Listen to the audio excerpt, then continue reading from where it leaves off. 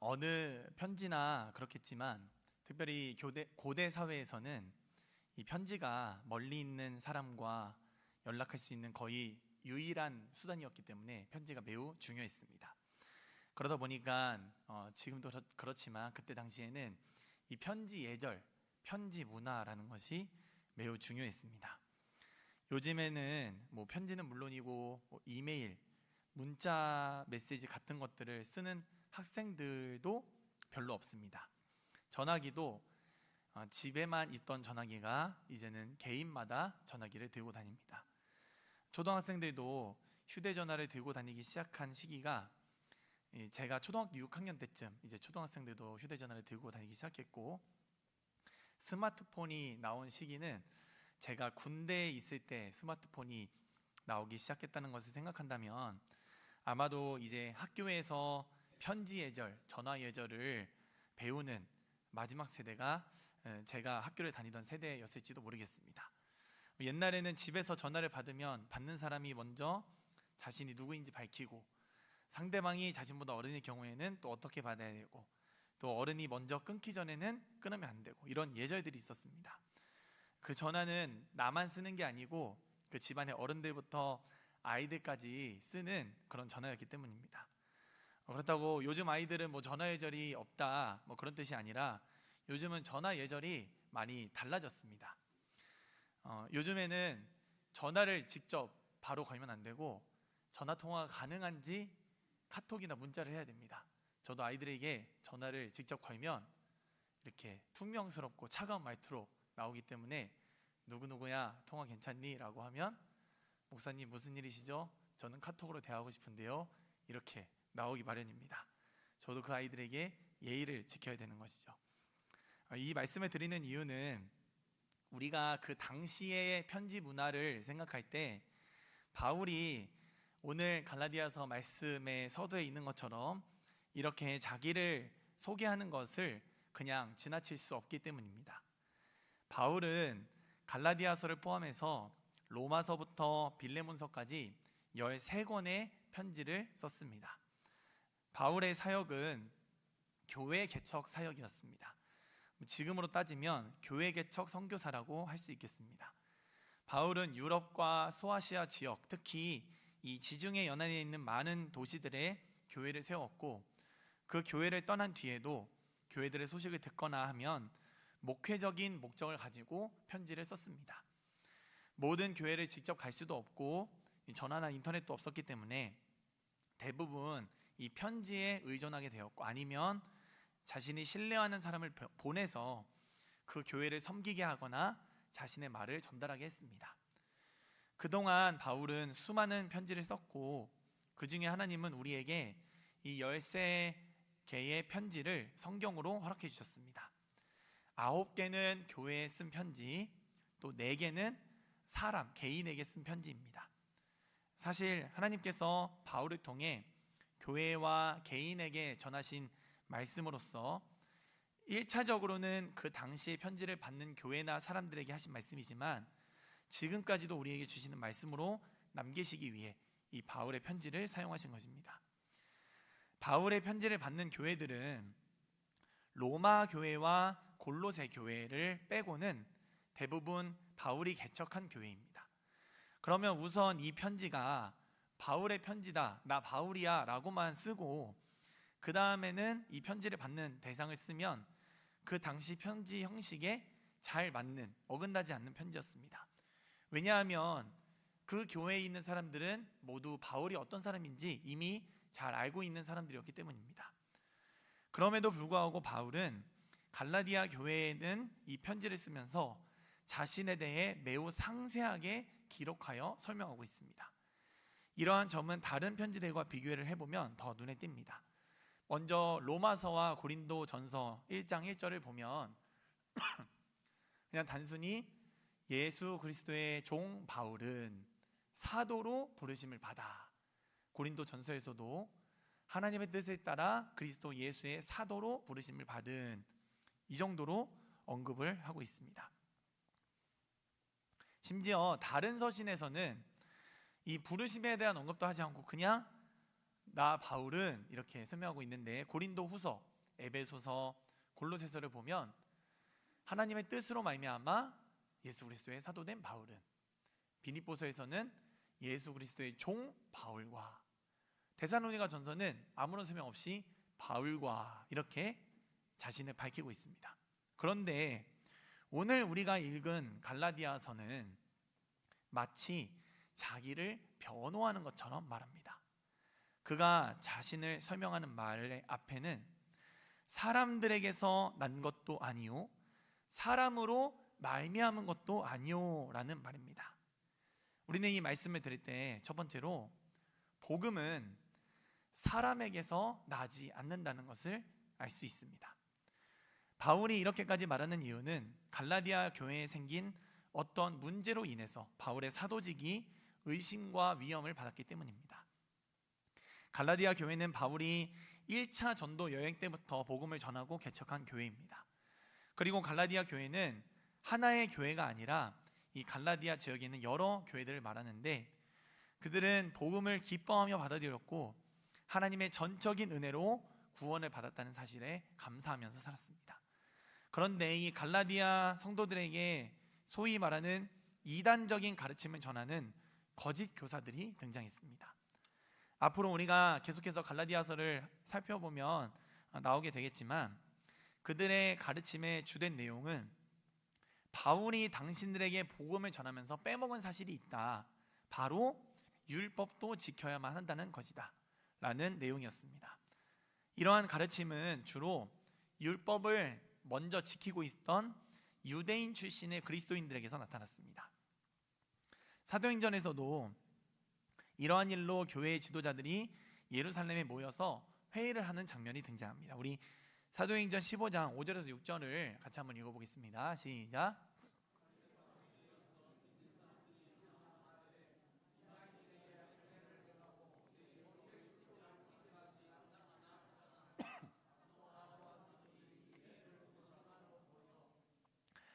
바리새파, 유대인 중에 유대인이라고 불리는 이 바리새파 중에서도 어떤 믿는 사람들, 예수님을 믿는 사람들이 섞였던 것입니다.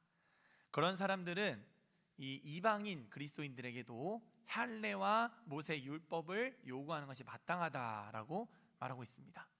이렇게 구원에 있어서 믿음뿐만 아니라 행위, 율법이 필요하다고 했던 거짓 교사들은 바울과 정면으로 부딪힐 수밖에 없었습니다. 왜냐하면 바울은 오직 믿음으로만 구원을 받을 수 있다라고 수없이 그리고 일관되게 가르쳐왔기 때문입니다.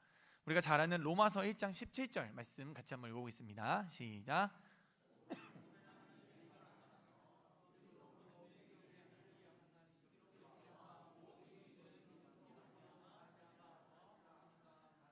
아멘. 그리고 로마서 3장 30절에서도 할례자, 그러니까 율법을 받은 유대인들도, 그리고 무할례자, 율법을 받지 못한 이방인들도 다 믿음으로 말미암아 의롭다 하심을 받는다고 말하고 있습니다. 이러한 바울의 가르침에 정면으로 반박하는 거짓 교사들은 결국 바울이 사도라는 것 또한 공격하게 됩니다. 바울의 가르침이 틀리고 자신들의 가르침이 맞으려면 바울이 12사도와 다르게 사도의 정통성이 없다라는 것을 또 드러내고, 그 사도라는 사실이 거짓이 되면 그 바울의 말이 다 거짓말이 될 수 있기 때문입니다. 사도는 교회에 주어진 특별한 직분입니다. 다른 직분들 중에서는 지금도 존재하고 교회가 세워지기 위해 꼭 필요한 직분들이 있지만, 이 사도라는 직분은 예수님께서 직접 지명하시고 세우신 사람들입니다. 에베소서 4장 11절에서 그가 어떤 사람은 사도로, 어떤 사람은 선지자로, 어떤 사람은 복음 전하는 자로, 어떤 사람은 목사와 교사로 삼으셨으니 라고 말한 것처럼, 그때는 사도가 있고 지금은 사도가 없습니다. 그런데 그때는 사도가 있고 지금은 사도가 없는 이유는 지금은 사도로 세워질 만한 자격이나 능력이 없기 때문이 아니라 사도가 할 일이 이제 다 끝났기 때문입니다. 바울은 예수님의 12사도와 함께 사역하지는 않았지만 예수님을 직접 배웠고 직접 부르심을 받았습니다. 그렇기 때문에 누구도 바울의 사도성을 의심하거나 공격할 수가 없었습니다. 하지만 바울을 대적하는 사람들은 자신들의 주장이 옳다고 인정받기 위해서 가장 우선적으로 틀려야 할 사람이 바울이었기 때문에 바울의 사도성을 공격하고 있는 것입니다. 바울이 사도가 아니라면 지금까지 자칭 사도라고 하며 전했던 가르침을 모두 의심할 수밖에 없기 때문입니다. 그래서 바울은 자신이 사도가 된 것은 사람으로 말미암은 것이 아니라 하나님께로부터 말미암았다고 자세히 설명하고 있는 것입니다. 바울이 이렇게 자신을 변호하는 이유는 자신이 모함을 받는 것이 억울하고 자신의 위치가 흔들릴까 봐 걱정되었기 때문이 아닙니다. 자신의 사도성이 흔들리면 자신을 살리신 그리스도의 구원의 은혜가 의심을 받게 되고 갈라디아 교회들이 위험에 빠질 것이 분명했기 때문입니다. 그렇게 되면 바울이 그토록 원하던 그 그리스도인들의 은혜와 평강이 또 흔들리게 되기 때문입니다. 바울은 방금 말씀드린 13번의 편지에서 한 번도 빠짐없이 우리 하나님 아버지와 주 예수 그리스도로부터 은혜와 평강이 있기를 원하노라 라고 성도들에게 간절한 마음을 담아 인사합니다.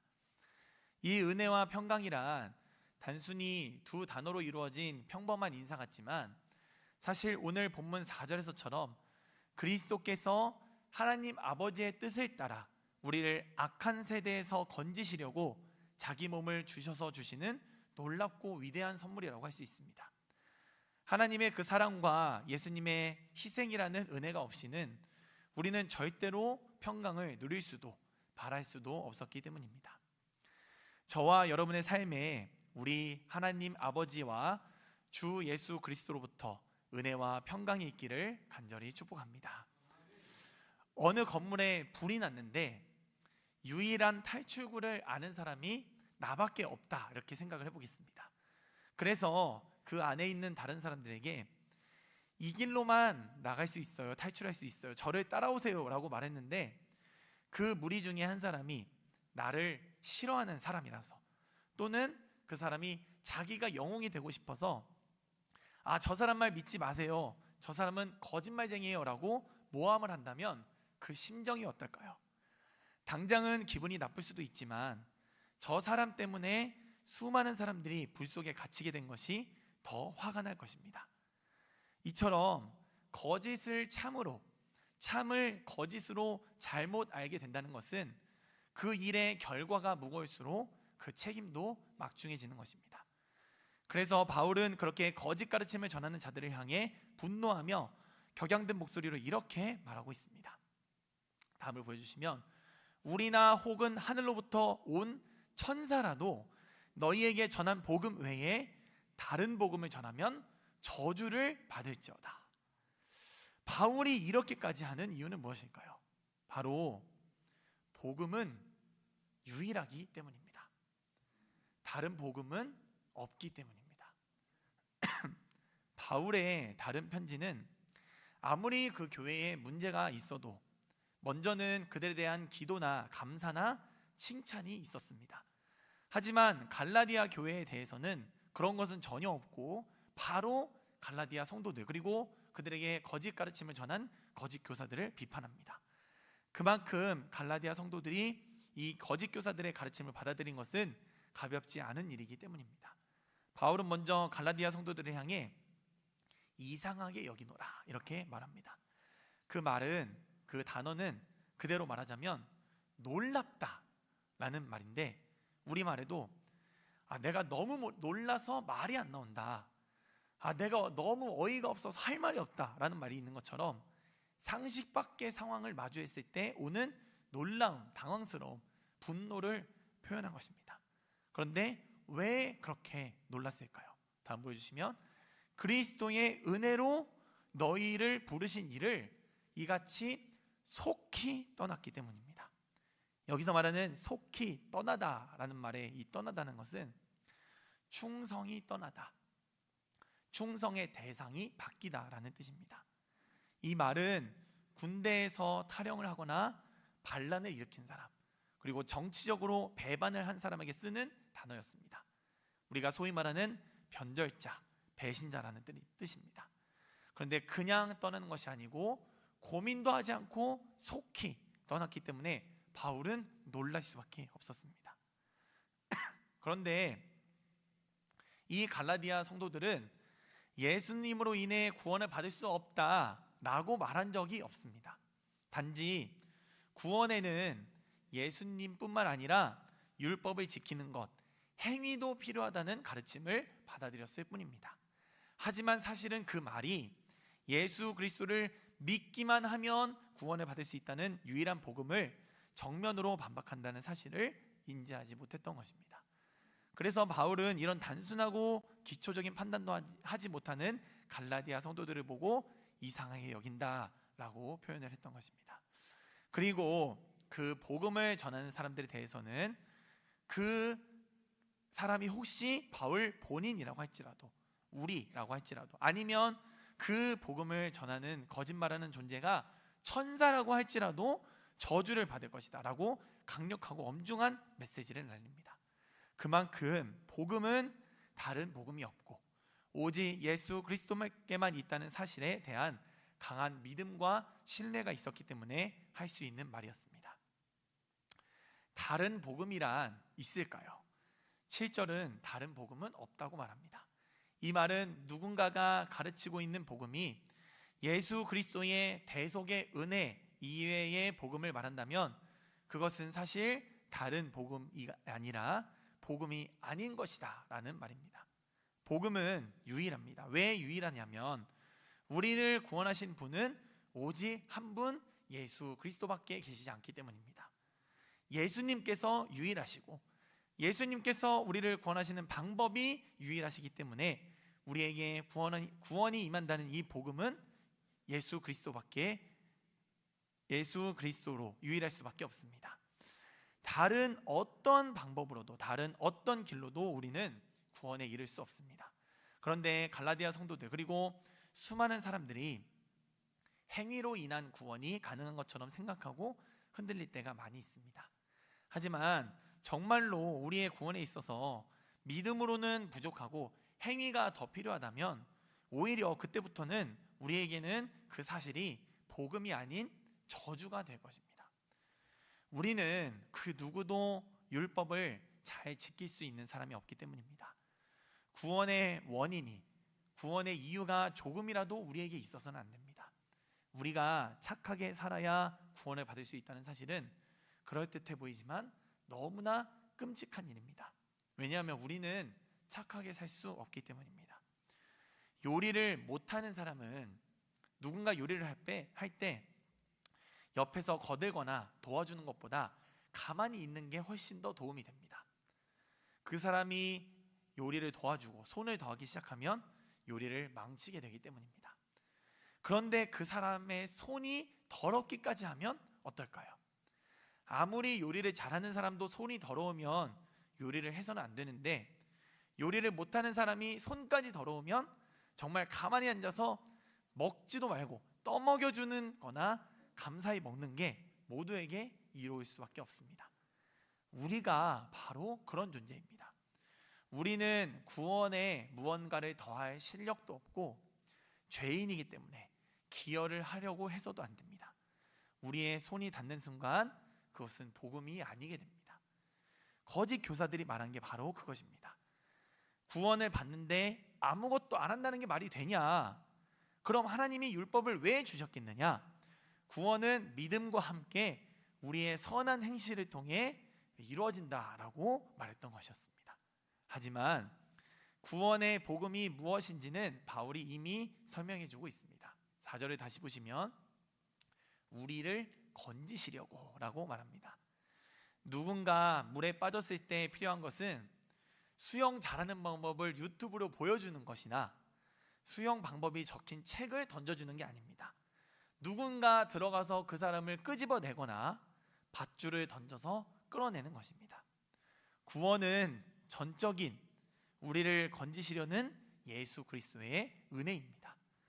이러한 복음을 받아들인 사람들의 반응은 5절에서처럼 이 영광이 그에게 세세토록 있을지어다 라고 말하듯 하나님을 찬양하는 것입니다. 그런데 자신에게 조금이라도 이 구원의 공로가 있다면, 자신이 조금이라도 착하게 살아서 구원을 받는다고 생각한다면 그때부터 영광은 하나님이 아니라 자신에게 돌아가게 됩니다. 그런 사람들에게는 하나님으로부터 온 은혜와 평강을 빼앗기게 되고 하나님의 영광이 볼품없어 보이기 시작하게 됩니다. 이러한 사실을 안다면 바울이 이렇게까지 자신을 변호하고 분노하며 갈라디아 교회에 편지를 쓴 이유를 조금이나마 이해할 수 있게 됩니다. 이제 복음을 아는 사람의 반응은 어떠하게 될까요? 복음을 아는 사람의 반응은 하나님의 기쁨만을 생각하게 됩니다. 바울은 서두에 자신이 사도가 된 것은 사람으로 인한 것이 아닌 예수 그리스도와 그를 죽은 자 가운데서 살리신 하나님 아버지로 인한 것이다 라고 말합니다. 바울은 원래 사람이 세웠고 자신과 다른 사람의 기쁨을 위해서 일했던 사람입니다. 우리 사도행전 9장 1절 2절을 보시면 사울이 주의 제자들에 대하여 여전히 위협과 살기가 등등하여 제사장에게 가서 다메섹 여러 회당에 가져갈 공문을 청하니 이는 만일 그 도를 따르는 사람을 만나면 남녀를 막론하고 결박하여 예루살렘으로 잡아오려 합니다 라고 말하고 있습니다. 이 바울은 유대인으로서 자신이 해야 할 역할이 예수 그리스도를 믿는 자들을 없애는 것, 즉 예수를 이 땅에서 지우는 것이라고 생각을 했습니다. 그도 마찬가지로 예수님에게 구원이 없다, 복음이 없다고 생각했고 자신이 유대인으로 받은 율법을 지키는 일에 최선을 다했던 사람입니다. 그래서 그는 예수 추종자들을 잡아오기 위해 대제사장 사람에게 공문을 요청합니다. 회당마다 가서 예수를 따르는 자들을 체포할 수 있는 권한을 받으려는 것이었습니다. 사람에게 허락을 받고 사람으로 말미암아 세워진 사람이었던 것입니다. 하지만 그가 그 일을 행하기 위해 다메섹이라는 곳으로 이동하던 중에 그가 핍박하던 예수님을 만나게 되었고 회심하여 그가 잡아들이던 자들처럼 예수 추종자가 되었습니다. 바울은 전혀 예수님에게 구원해달라고 말한 적도 없고 구원을 바란 적도 없고 오히려 그럴 자격이 전혀 없어 보였던 사람이었습니다. 하지만 그를 건지시는 그리스도의 사랑이 그를 건지시고 사도로 부르셨습니다. 그래서 바울은 이제 하나님의 기쁨을 위해서만 살 수밖에 없게 된 것입니다. 그것이 그의 유일한 기쁨의 이유가 되었기 때문입니다. 우리도 마찬가지입니다. 우리가 죄를 지을 때마다 또는 예수님이 아닌 다른 곳에 복음이 있다고 생각할 때마다, 다른 것이 나를 살릴 수 있다고 생각할 때마다 우리는 예수님을 배반하고 핍박하고 속히 떠나는 자들이었습니다. 나는 내 손으로 예수님을 때린 적도 내 입으로 다른 복음을 전한 적도 없다고 생각할 수 있지만 우리의 삶이 예수님이 전부라고 말하고 있지 않다면, 우리의 입술이 예수님을 전하고 있지 않다면 여전히 우리는 다른 복음에 기웃거리는 때가 있을 수 있습니다. 예수님이 없이도 우리는 위로를 얻고 있다면 우리에게는 다른 복음이 있는 것입니다. 예수님이 있어도 충분하지가 않다면 우리에게는 다른 복음, 거짓 복음이 있는 것입니다. 아무리 그럴듯한 말도 예수 그리스도의 복음이 아니면 눈길도 줄 필요가 없습니다. 아무리 초라해 보여도 예수님께서 우리에게 허락하신 복음이라면 우리는 필사적으로 그 길을 따라가야 합니다. 다른 복음은 없기 때문입니다. 저와 여러분은 하나님의 기쁨을 입어 구원을 받은 자들입니다. 그럼 우리도 이제 하나님의 기쁨을 위해 살아갈 수 있기를 바랍니다. 그리고 그것이 다시 우리의 기쁨이 되기를 원합니다. 바울이 5절에서 말한 것처럼 우리도 그 복음을 생각하면 찬양이 터져나올 수밖에 없는 그런 감격을 누리는 저와 여러분이 되시길 주님의 이름으로 축복합니다. 특별히 우리 교회의 올해 표어가 긍휼을 베푸시는 주여 간구하나이다입니다. 우리 주님께서 긍휼을 얼마나 어떻게 베푸시는지 알면 우리도 그만큼 간구할 수 있지 않겠습니까? 바울은 자신의 마지막 편지에서 은혜와 평강에 덧붙여 아들처럼 여기는 사랑하는 제자 디모데에게 이렇게 말하고 있습니다. 우리 디모데 후서, 바울이 쓴 마지막 편지 디모데 후서 1장에 나오는 인사를 한번 같이 읽어보겠습니다. 시작.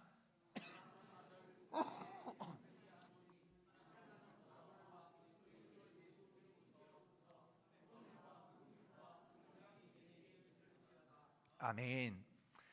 하나님의 기쁨을 입으신 여러분, 이제 하나님의 기쁨을 위해 살아가시는 저와 여러분이 되길 바랍니다. 그럼 우리에게 구원의 긍휼을 베푸시는 하나님께서 우리의 간구를 들으시고 우리에게 모든 것을 더하실 것입니다. 이제 앞으로 함께 갈라디아서 말씀을 들으시면서 사람이 아닌 하나님께로부터 말미암은 복음을 통해 은혜와 긍휼과 평강이 함께하는 한 해가 되시길 주님의 이름으로 축복합니다. 함께 기도하겠습니다.